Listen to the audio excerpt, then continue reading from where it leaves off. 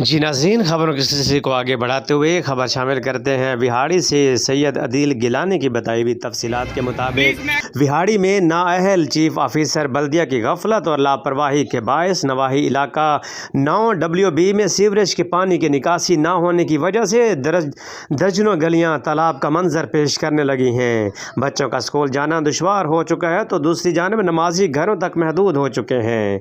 इलाका मकीनों ने बल्दिया हुकाम की गफलत के खिलाफ मुल्तान रोड को ब्लॉक करके बल्दिया के खिलाफ शदीद नारेबाजी की और assistant commissioner Multan deputy commissioner Vehari से फौरी नोटिस लेने का मुतालबा किया है।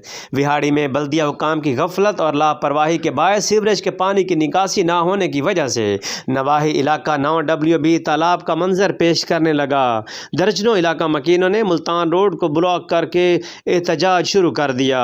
एहतजाज करते हुए बल्दिया हुकाम मुर्दाबाद के नारे लगाते हुए बताया कि कई दिनों से हमारे बच्चे घरों में बंद होकर रहते हैं, ना नमाजी नमाज के लिए मस्जिद जा सकते हैं, जिस पर इलाका मकीनों ने commissioner Multan deputy commissioner Vehari से फौरी नोटिस लेने का मुतालबा किया है।